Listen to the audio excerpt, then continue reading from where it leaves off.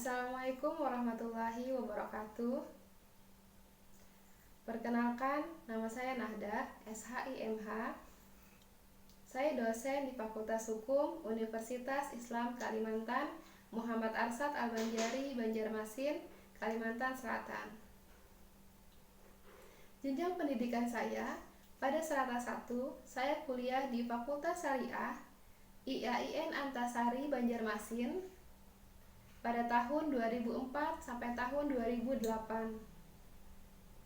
Kemudian saya melanjutkan studi saya ke jenjang strata 2 dengan mengambil Magister Ilmu Hukum di Universitas Lambung Mangkurat, Banjarmasin dengan konsentrasi Hukum Bisnis pada tahun 2009 sampai tahun 2011.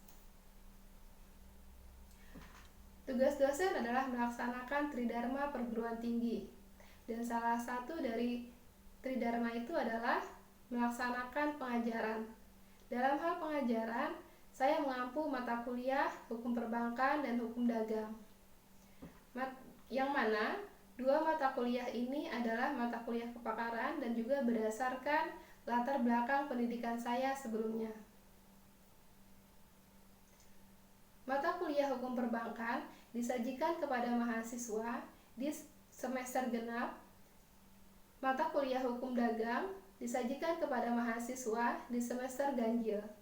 Seperti pada saat ini, saya mengajar mahasiswa semester 3 dengan bobot 3 SKS. Kuliah Hukum Dagang membahas berbagai aspek tentang kegiatan usaha perdagangan, yang mana kegiatan usaha dagang pada masa sekarang ini mengalami perkembangan yang tidak hanya diatur dalam Kitab Undang-Undang Hukum Dagang saja, akan tetapi diatur di luar dalam KUHD yang tersebar di berbagai peraturan perundang-undangan di bidang perdagangan. Perkembangan ilmu dan teknologi dalam tatanan kehidupan berkembang demikian pesat. Oleh karena itu, diperlukan perangkat hukum yang mampu mengikuti dinamika masyarakat yang juga berkembang.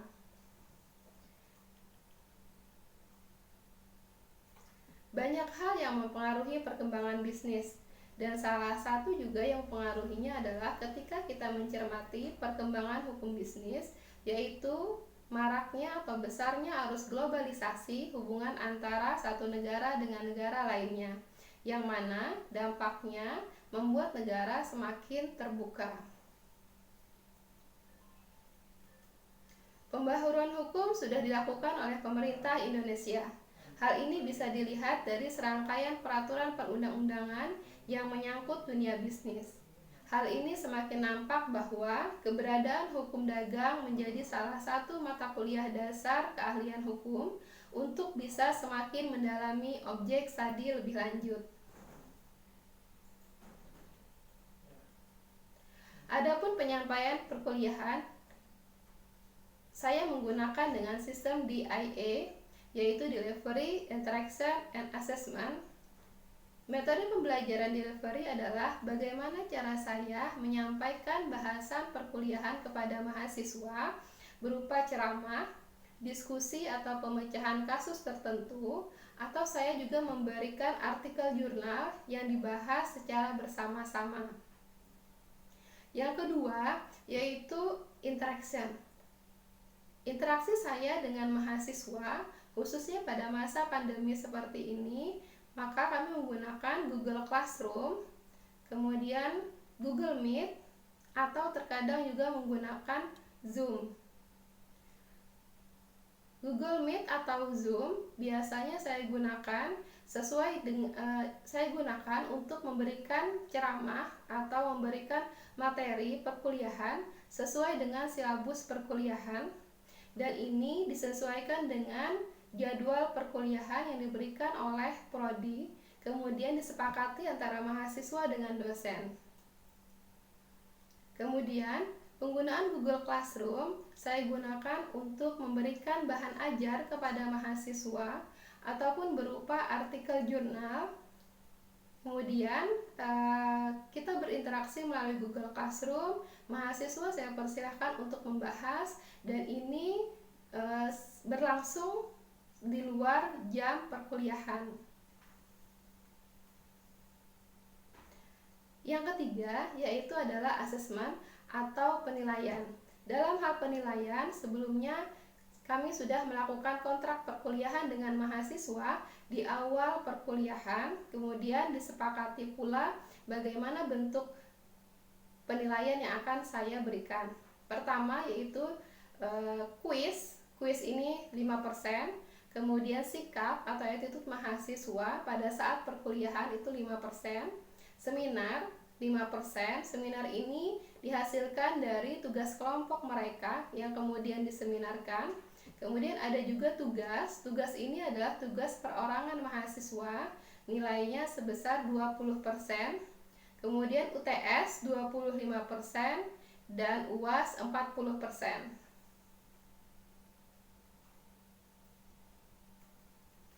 Capaian pembelajaran dalam mata kuliah ini yaitu mahasiswa dapat menjelaskan dan memahami teori-teori hukum dagang yang termaktub dalam Kitab Undang-Undang Hukum Dagang atau KUHD dan peraturan-peraturan di bidang perdagangan ataupun yang tersebar luas di luar KUHD. Kemudian, mahasiswa mampu mendiskusikan teori-teori hukum dagang dalam kasus-kasus sederhana di bidang hukum dagang. Adapun bahan ajar selama perkuliahan yaitu 1. Pengertian dan istilah hukum dagang, hubungan hukum dagang dan hukum perdata. Kedua, sejarah hukum dagang. Ketiga, bentuk-bentuk perusahaan atau badan usaha. Keempat, sumber dan subjek hukum dagang. Kelima, hubungan pengusaha dan pembantu-pembantunya. Keenam, pedagang perantara. Ketujuh, administrasi perusahaan. 8. Legalitas perusahaan. 9. Surat berharga. 10. Wesel. 11. Cek. 12. Biliet giro. 13. Asuransi. Dan ke-14 adalah kepailitan. Adapun referensi yang saya gunakan pada mata kuliah ini adalah 1. Buku dari Dijan Widijawati dengan judul Hukum Dagang, Sinar Grafika Jakarta tahun 2012. Kemudian Joko Imbawani Atmajaya, Hukum Dagang, Setara Press, Malang 2012. Kemudian nomor 3 Elsie Kartikasari dengan judul buku Hukum dalam Ekonomi, penerbitnya Grasindo, Jakarta 2007. Kemudian ada Farida Hasim, Hukum Dagang, Sinar Grafika, Jakarta 2014. Kemudian ada Tuti Rastuti, Seluk-Beluk Perusahaan dan Hukum Perusahaan, PT Rafika Aditama, Jakarta 2015. Kemudian ada Zainal Asikin, Pengantar Hukum Perusahaan, Kencana, Jakarta 2018. Kemudian buku dari Dr. Sentosa Sembiring, penerbitnya PT Citra Aditya Bakti, Bandung tahun 2017 dengan judul buku Hukum Dagang. Referensi tambahan yang saya gunakan dalam mengajar mata kuliah hukum dagang ini adalah saya menambahkan buku ajar yang saya terbitkan pada tahun 2021, yang mana buku ajar ini hasil dari diskusi saya bersama teman-teman sejawat, kemudian dari buku-buku dan juga dari beberapa artikel-artikel terkait.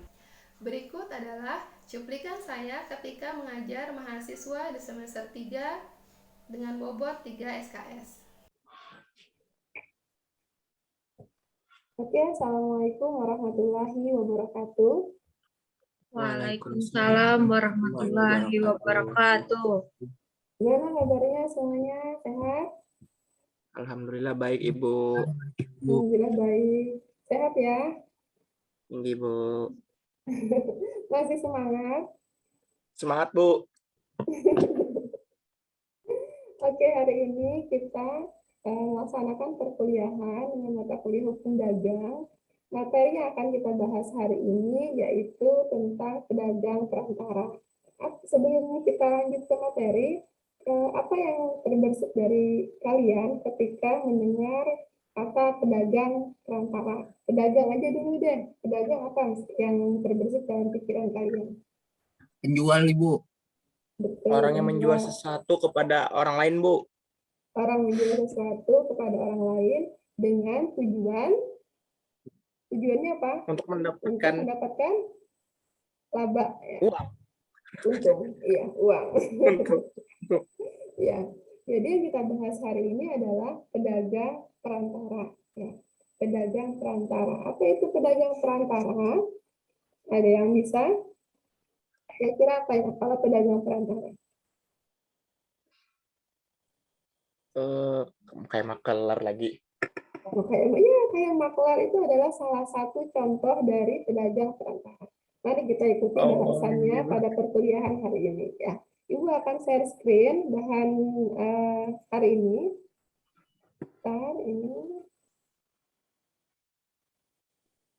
Nah, udah kelihatan?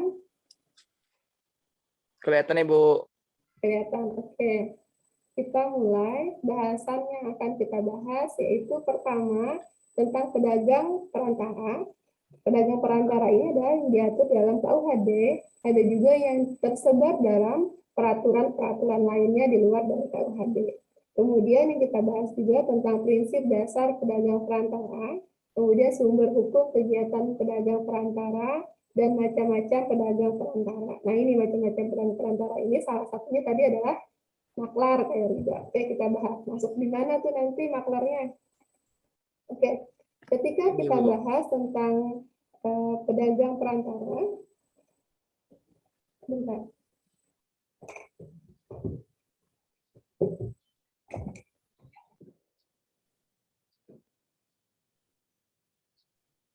Jadi, memang dalam kegiatan perdagangan pada saat ini, hampir semua kegiatan usaha itu melibatkan yang namanya pedagang perantara.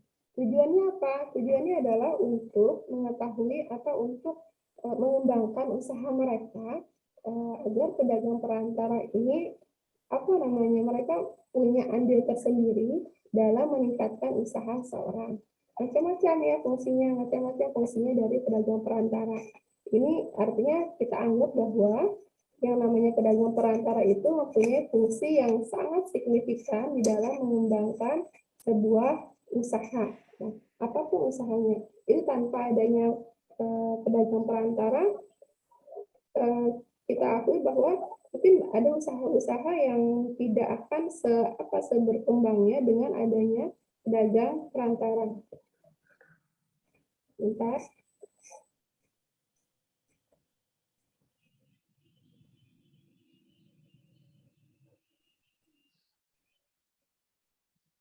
Pedagang perantara. Ini ada faktor-faktor yang menyebabkan kenapa dibutuhkannya pedagang perantara. Di antaranya adalah karena jarak lokasinya. Ya. Jarak lokasi antara produsen dengan konsumen itu punya jarak yang jauh sehingga dibutuhkan pedagang perantara untuk menyampaikan barangnya. Kemudian yang kedua adalah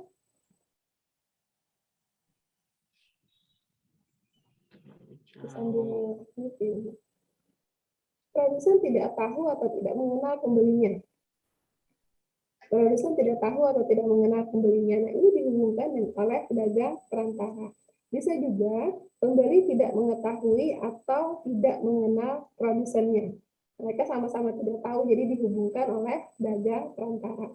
Atau memang diperlukan adanya orang ketiga untuk mempengaruhi perundingan atau jual beli agar terjadi suatu transaksi. Ada nih orang-orang yang kalau kita tuh mempromosikan barangnya agar aku. Nah, ini fungsi dari pedagang perantara juga.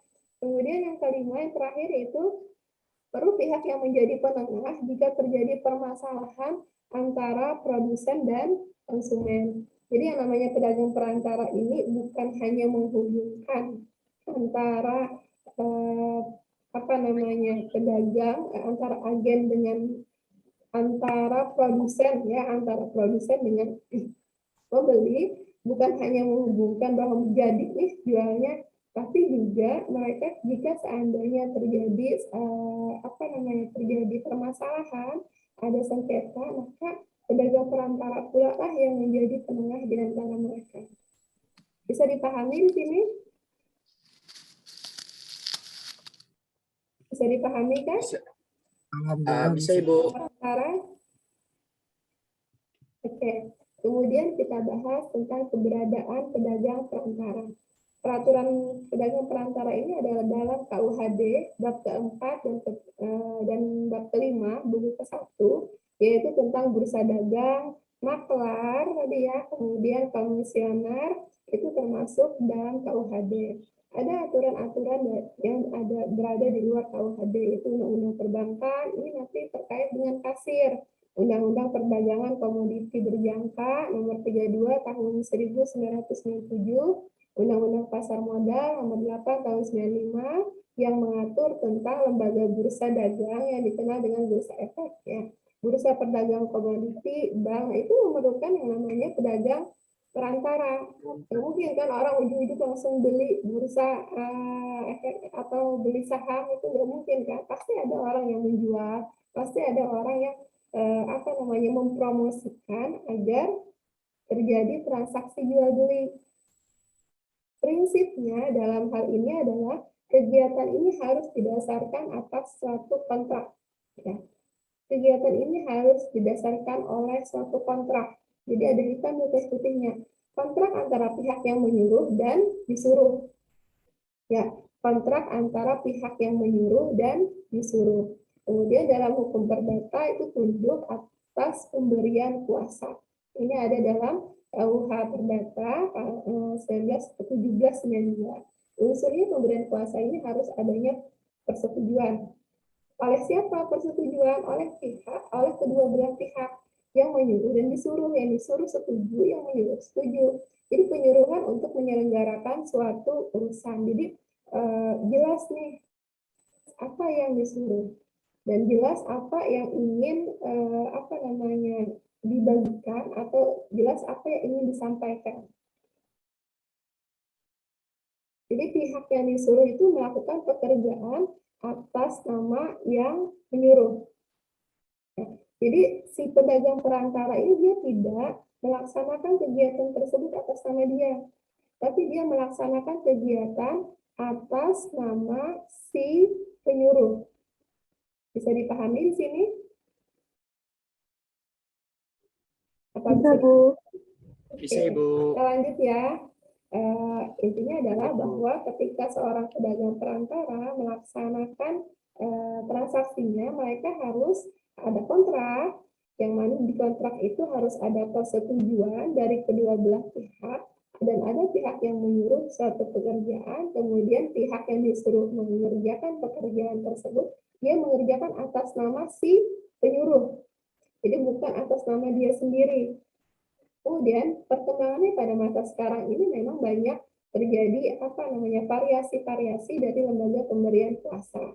Jadi intinya asal ada unsur atas nama tidak lagi sepenuhnya diterapkan, tapi unsur penyuruhan selalu menjadi dasar kegiatan pedagang perantara. Di sini bisa dipahami perbedaannya? Bisa nggak dipahami perbedaannya sebelum dan sesudah pada perkembangan sekarang? Kalau pada perkembangan sekarang, variasi pemberian kuasanya tidak lagi sepenuhnya diterapkan atas nama lagi. Pemberian kuasa unsur atas nama itu tidak lagi sepenuhnya diterapkan, tapi yang penting apa? Adanya unsur penyuruhan untuk menjadi dasar kegiatan perantara. Paham nggak bedanya? Yang sebelum dan sesudah.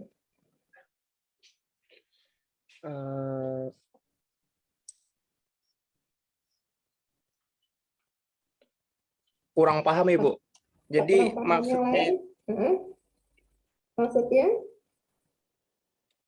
maksudnya kada harus tadi kan harus ada penyuluhan tadi Bu.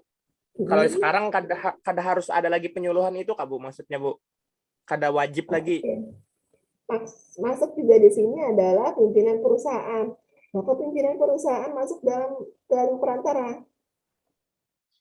Karena ternyata pimpinan perusahaan itu ada bisa kita sebut dengan manajer, ya, direktur, administrator, direktur atau pengurus lainnya.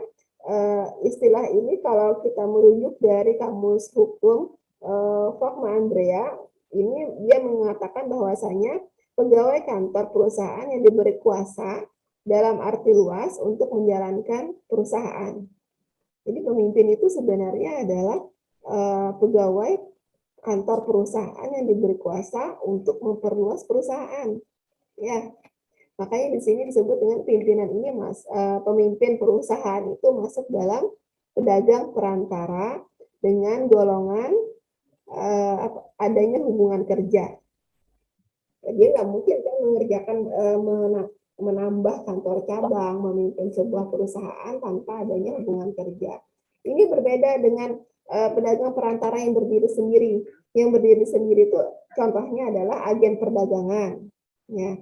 Kemudian perwakilan perusahaan asing, termasuk juga maklar, itu dia berdiri sendiri.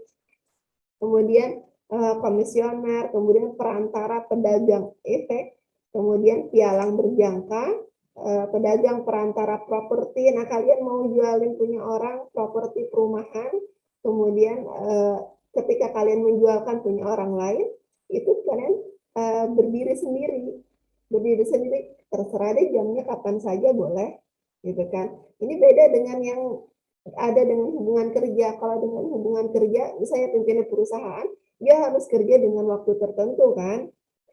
Atau misalnya pimpinan cabang, dia harus melaksanakan dari A sampai Z sesuai dengan instruksi. Tapi kalau misalnya ini seperti agen perdagangan, agen pulsa gitu kan, dia tidak mungkin melaksanakan seperti produsennya. Dia hanya agen, kemudian menjual di tempat dia sendiri dengan waktu yang dia tentukan sendiri. Yang penting apa? Yang penting jualannya laku sesuai target, ya, laku sesuai target. Kemudian maklar, ya, sama kan, maklar itu atau kita sebut dengan broker bagi masyarakat adalah pedagang perantara di dalam berbagai bidang. Dalam pasal 62 Kitab Undang-Undang Hukum Dagang, maklar adalah seorang pedagang perantara yang diangkat oleh pemerintah. Ya, dia harus maklar yang diangkat oleh pemerintah, bukan yang mengangkat dirinya sendiri sebagai maklar. Ya, jadi ini adalah maklar resmi. Maklar resmi. Jadi pedagang perantara, dia menjadikan perantara antara pembeli dan penjual, orang yang menjualkan barang, kemudian ada yang menjualkan barangnya. Sampai di sini, ada yang ingin didiskusikan?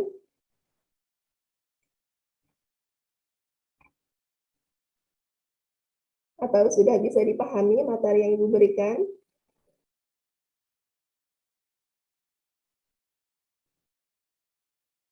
Sudah bisa dipahami Ayo materi yang kawan-kawan Ibu bertanya berikan? kawan-kawan.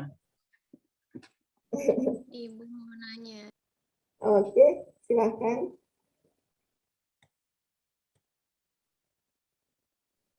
Yang dimaksud pengurus filial tuh kayak gimana, Bu?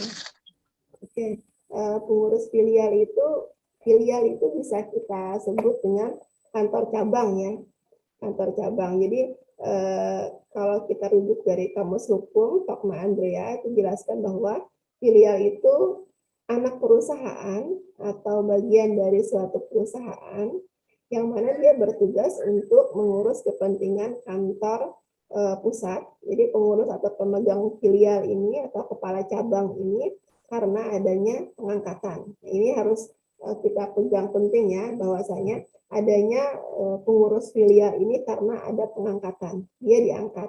Jadi dapat dipahami bahwa pengurus filial adalah pimpinan kantor cabang yang bertindak sebagai wakil dari perusahaan. Bisa dipahami? Bisa.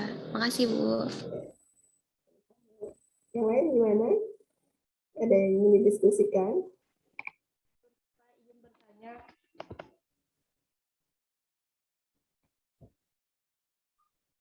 Ada lagi? Bu, izin bertanya, Bu. Oke, silakan. Yang dimaksud pedagang perantara berdiri sendiri itu apa, Bu? Terus tuh membedakan antara pedagang perantara yang berdiri sendiri sama karyawan itu apa aja, Bu? Oke, pedagang perantara yang berdiri sendiri itu adalah pedagang yang berdiri sendiri dan tidak terikat oleh perjanjian kerja antara perusahaan yang barangnya dipasarkan oleh pedagang perantara. Ya. Jadi dia berdiri sendiri dan tidak terikat perjanjian kerja dengan perusahaan. Ini maksud dari perjanjian kerja itu apa? Ya tadi termasuk di dalamnya adalah kewajiban-kewajiban seperti misalnya harus masuk jam berapa, ya kan? Itu tidak termasuk dari pedagang perantara berdiri sendiri. Dia hanya keterikatannya dengan barangnya saja. Keterikatannya hanya dengan barangnya saja. Jadi posisi pedagang perantara dalam hal ini bukan sebagai karyawan, melainkan sebagai pekerja sendiri, bahkan bisa jadi pedagang perantara yang bersangkutan itu memiliki antara pedagang pelaku usaha yang memproduksi barang dan pedagang perantara berdasarkan perjanjian keagenan. Jadi perjanjiannya adalah berupa perjanjian keagenan. Kalau karyawan itu gimana? Karyawan dia melaksanakan segala bentuk usaha oleh perusahaan.